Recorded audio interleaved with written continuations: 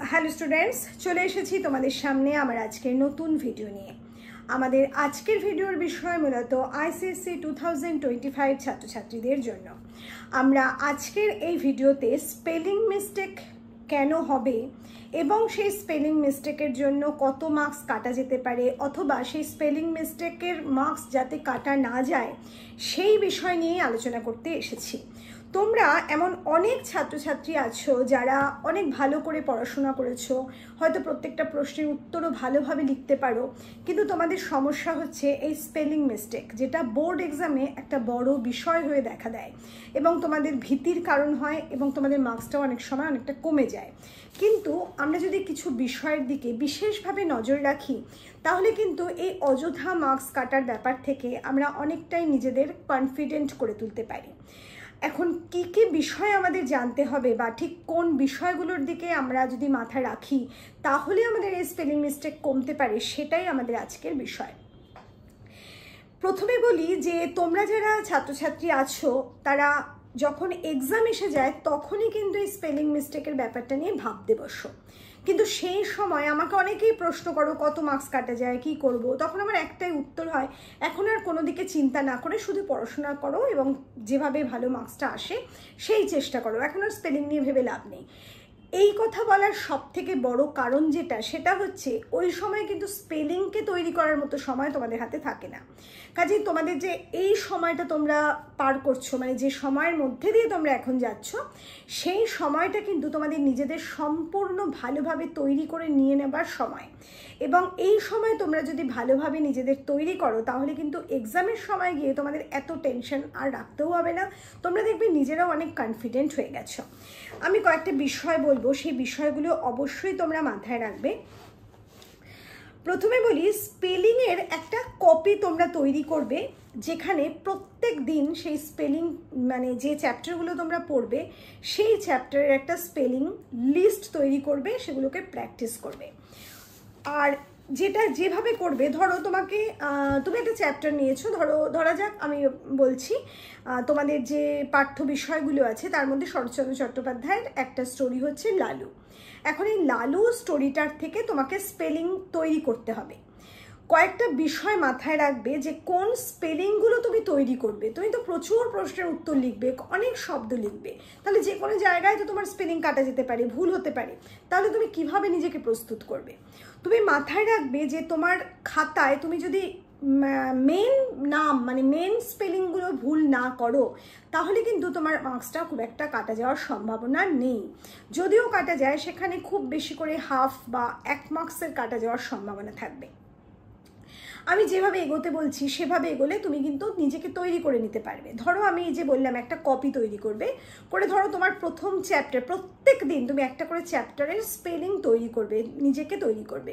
আর এই স্পেলিংয়ের জন্য প্রতিদিন তোমাকে যে কোনো একটা সময় মানে 24 আওয়ার্স প্রত্যেক দিনে তোমরা পাচ্ছ, তার থেকে হাফ অ্যান আওয়ার বেছে নিতে হবে। এই হাফ অ্যান আওয়ারের মধ্যে তোমাকে প্রত্যেকটা দিন একটা করে চ্যাপ্টারের স্পেলিং তৈরি করতে হবে। আমরা ওই যে বললাম, প্রথমে ধরা যাক আমরা লালু গল্পটা নিলাম, এখানে কি কি স্পেলিং আমরা তৈরি করব। লালু যে গল্পের নাম, সেই গল্পের নাম, গল্প লেখকের নাম, গল্পের যে মূল উৎস অর্থাৎ শরৎ রচনাবলী বা শরৎ গল্প সমগ্র যেটা তোমাদের আছে, নামটা গল্পের উৎস যেটা আছে সেই নামটা। এভাবে তোমরা যদি প্রত্যেকটা নাম মুখস্থ রাখো তাহলে কিন্তু ওই বিষয়টা তোমরা সিকিউর হয়ে যাচ্ছ যে ওখানে তোমাদের স্পেলিংটা মিস্টেক হবে না। আর এখানে স্পেলিং মিস্টেকে কিন্তু সম্পূর্ণ 1 মার্ক কেটে নেওয়া হয়। এবার পড়ে থাকছে সম্পূর্ণ স্টোরিটা। ওই স্টোরিতে যে মূল চরিত্রগুলোর নাম আছে, যেমন লালু, গুরুদেব স্মৃতিরত্ন, লালুর মা নন্দরানী। এবার হচ্ছে যে স্থানগুলো আছে, ইম্পর্টেন্ট স্থান, যেমন পশ্চিম, লালুদের বাড়ি ছিল পশ্চিমে, গুরুদেবের বাড়ি ছিল কোথায় না ফরিদপুরে, তারপরে হচ্ছে কাশী। এছাড়া বেশ কিছু ইম্পর্টেন্ট বিষয় যেমন সূর্যগ্রহণ, কিংবা লালু গল্পে আর যেমন আছে সন্ধেবেলা, মশারি, গুরুদেব, ঠাকুর মশাই, মক্কেল, বেঞ্চ, আত্মমর্যাদা, এছাড়া ডাঁশ মশা, প্রাণ, ক্যাম্বিসের ব্যাগ, লজ্জা, সর্বসন্তাপ হরনিদ্রা, মহাপাতক, প্রায়শ্চিত্ত, পূজা আহ্নিক, স্ত্রী, নির্বুদ্ধিতা, মাসিমা, এছাড়া হচ্ছে ত্রিসীমানা ইত্যাদি। এই যে শব্দগুলো আমি বললাম, এই শব্দগুলো তোমার প্রত্যেকটা প্রশ্নের ক্ষেত্রে কিন্তু তোমাকে ব্যবহার করতে হবে এবং এগুলো টেক্সটের ভেতর থেকে তুমি ব্যবহার করছো। কাজে এই ধরনের স্পেলিংয়ে তুমি যদি মিস্টেক করো তাহলে একটা প্রশ্নে, ধরো তোমার একটা প্রশ্নে 10 মার্কস আছে, সেখানে তুমি মোটামুটি যদি 3-4টে স্পেলিং মিস্টেক করো তোমার কিন্তু ওখানে 2 মার্কস চলে যেতে পারে। তুমি খুব ভালো করে যদি লেখাটা লিখে থাকো তবুও তুমি ওখানে দেখা যাবে 7.5 বা 8 পাচ্ছ আউট অফ 10। কারণ কি, তুমি অনেকগুলো স্পেলিং মিস্টেক করে ফেলেছো এই স্পেলিংগুলো যেগুলো আমি বললাম তার থেকে। এবার ধরো তুমি সেখানে স্পেলিং মিস্টেক না করে নর্মালি একটা সেন্টেন্স লিখছো। ধরা যাক আমি লিখতে যাচ্ছি যে লালু ছেলেবেলায় অত্যন্ত ডানপিটে প্রকৃতির ছিল। এখানে ডানপিটে লিখতে গিয়ে তুমি ডনপিটে লিখে ফেলেছো, কিংবা ছোটোবেলায় লিখতে গিয়ে তুমি ছোটোবেলার আকার দিতে ভুলে গেছো। এই ধরনের ছোট ছোট যে ব্যাপারগুলো তোমরা করে থাকো সেখানে কিন্তু খুব বেশি মার্কস কাটা হয় না যদি তুমি আনসারটা গুছিয়ে লিখতে পারো এবং প্রপার ওয়েতে লিখতে পারো। কাজে তোমাকে ওই সব দিকে ভাবলে চলবে না। এই যে বললাম ছোটবেলা বা এই ধরনের মিস্টেক, এই মিস্টেকগুলো কাটিয়ে উঠতে যদি তুমি চাও সেক্ষেত্রে তোমাকে রেগুলার ওয়েতে বাংলা লেখার অভ্যাস করতে হবে। আমি আমার ছাত্রছাত্রীদের বলি, আমি প্রত্যেককে বলবো, আমি অনলাইনে তোমাদেরও বলছি যে তোমরা যদি প্রতিদিন অন্তত করে 10 লাইন লেখার অভ্যাস করো তাহলে দেখবে তোমরা এই বিষয়টা থেকেও অনেকটা মুক্ত হয়ে গেছো। তোমাদের লেখার অভ্যাস এবং পড়ার অভ্যাস এই দুটো খুব জরুরি। তোমরা প্রত্যেক দিন টেক্সট রিড করবে এবং সেই সাথে সাথে অন্তত পক্ষে 10 লাইন লেখার চেষ্টা করবে বই দেখে দেখে। তোমরা যদি প্রত্যেক দিন তোমাদের টেক্সটের বিষয়ে, ধরো একটা পোয়েম চুজ করলে, কিংবা তোমাদের পোয়েম নেই, তোমাদের হয়তো চাঁদের পাহাড় আছে, সেক্ষেত্রে চাঁদের পাহাড় থেকে একটা নির্দিষ্ট চ্যাপ্টার বা একটা নির্দিষ্ট চ্যাপ্টারের কোনো একটা নির্দিষ্ট অংশ যেটা খুব ইম্পর্টেন্ট অংশ, সেই অংশটা 10 লাইন লিখলে এতে করে কী হলো, তোমার হ্যান্ড রাইটিংটাও যেমন প্র্যাকটিস হলো, সেই বিষয়টাও কিন্তু তোমার লার্ন হয়ে গেল। এর ফলে কি হবে দেখবে, তোমার লেখার যে ছোটোখাটো মিস্টেক, ওই যে বললাম এই ধরনের মিস্টেকগুলো, এই মিস্টেকগুলো তুমি আস্তে আস্তে কাটিয়ে উঠবে। আর মেন যে স্পেলিং, সেই স্পেলিংগুলো করতে গেলে তোমাকে ওইভাবে একটা কপি তৈরি করে সেই কপিতে প্রত্যেক দিন এগুলো প্র্যাকটিস করতে হবে। এবার প্রশ্ন হলো এই স্পেলিংগুলো আমি প্র্যাকটিসটা কিভাবে করব। প্রথমে ওই বুকটা তুমি খুলে ফেলো, যে চ্যাপ্টারটা আজকে করতে চাইছো সেই চ্যাপ্টারে যে ওয়ার্ডগুলো আমি বললাম ইম্পর্টেন্ট, সেই ওয়ার্ডগুলোকে একেবারে সার্কেল করে ফেলো বা আন্ডারলাইন করে ফেলো পেন্সিল দিয়ে। করা হয়ে গেলে সেগুলোকে ভালোভাবে লার্ন করো। এবার যখন তোমার লার্ন হয়ে গেছে বলে তুমি মনে করছো তুমি স্যাটিসফাইড, এই লার্নিংয়ের সময় তুমি একটা রাফ কপি ব্যবহার করতে পারো। লেখাটা পড়লে পড়ে নিজে নিজে লিখে নিলে একবার করে, সেই লেখাটা মুক্ত হতে হবে তা নয়, তোমার নিজের জন্য তুমি বুঝতে পারছো তাহলেই কিন্তু চলবে। সেই লেখাটা তুমি লিখতে লিখতে প্র্যাকটিস করে ফেলো, করে তোমার ধরো মনে হচ্ছে যে আমি এখন ভালোভাবে স্পেলিংগুলো শিখে ফেলেছি, আমার আর কোনো সমস্যা হবে না। এবার তোমার বাড়িতে বড় যিনি আছেন, তোমার পড়াশোনা দেখেন, তিনি মা হতে পারেন অথবা তোমার অন্য কোনো অভিভাবক হতে পারেন, তাকে বলো যে সেই বইটা থেকে সেই ওয়ার্ডগুলো বলতে, তোমাকে প্রত্যেকটা ওয়ার্ড তিনি বলবেন, মুখে মুখে বলবেন, আর তুমি সেগুলোকে স্পেলিং করে লিখবে তোমার কপিতে। এই যে তিনি বলবেন সেই বলার সময়ও তাকে খেয়াল রাখতে হবে, তুমি সেটা বলে দেবে তাকে যে তিনি যেন পর পর না বলেন, তিনি যেন একটু হ্যাফাজার্ড বলেন, একটু শেষের দিক থেকে বললেন, কখনো মিডল থেকে বললেন, এভাবে যেন বলেন। তাতে করে তোমার কি হবে, তুমি যখন লিখছো তখন কিন্তু তোমার লার্নিং ব্যাপারটা থেকে তুমি একেবারে তুলে দিচ্ছ না, তোমার স্মৃতিটাকে তুমি একটু যাচাই করার চেষ্টা করছো। এর ফলে কি হবে, তুমি লিখে ফেললে, লেখা কমপ্লিট হয়ে গেলে বইটা খুলে প্রত্যেকটা স্পেলিং ঠিকঠাক লিখেছো কিনা একটু দেখে নাও। নিশ্চয়ই তুমি ভুল করবে, যদি তোমাকে 10টা স্পেলিং লিখতে দেওয়া হয়, দেখা গেল তার মধ্যে 4টে তুমি ভুল করেছো, তখন ওই 4টে আবার সার্কেল করো, ওই 4টে স্পেলিং এবং বাকি যদি স্পেলিংগুলো থাকে, প্রত্যেকটা চ্যাপ্টারে তো 10টা থাকে না, অনেক স্পেলিং থাকে, 10টা করে তুমি লিখছো, এবার বাকি 10টার সাথে ওই 4টে আবার অ্যাড করে নাও, আবার লার্ন করো, আবার লার্ন করার পর একই প্রক্রিয়ায় তুমি বলো, এভাবে ওয়ার্ডগুলো বলতে তুমি আবার লিখতে শুরু করো। এভাবে তোমাকে লেখাটা প্র্যাকটিস করতে হবে। যদি কেউ অত্যন্ত উইক হও স্পেলিংয়ে, তার ক্ষেত্রে কিন্তু হাফ অ্যান আওয়ারে হবে না, তার হয়তো 1 আওয়ার দিতে হতে পারে। এবার তুমি যদি 7টা স্টোরি বা 7টা পোয়েমের জন্য 7 দিন দাও, তাহলে তোমার তো একটা মানে একটা বুক কমপ্লিট হয়ে গেল, এবার তুমি অন্য আর একটা বুকে যেতে পারো। এভাবে তুমি যদি করো তাহলে তোমার এখনো ফেব্রুয়ারি মাসের শেষের দিকে তোমার এক্সাম। এই যে লং টার্ম মানে টাইমটা তুমি পেয়ে যাচ্ছ, তুমি কিন্তু ঘুরে ফিরে অনেক চ্যাপ্টার বারবার মানে রিভিশন করতে পারছো।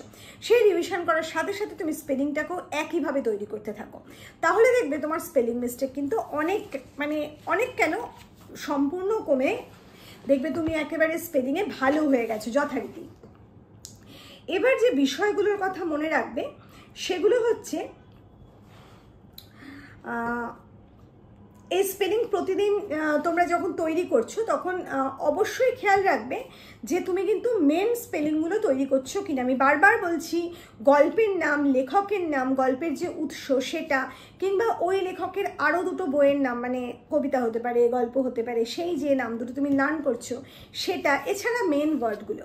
এবার আমি যে কথাটা বলছি, তোমরা অনেকেই আমাদের ক্র্যাশ কোর্স জয়েন করেছো, নিয়মিত ক্লাসও করছো, তোমরা 3টে ক্লাস বোধহয় পেয়েও গেছো, তারা নিশ্চয়ই জেনে গেছো এতদিনে কিভাবে আমরা স্পেলিংটা তৈরি করছি।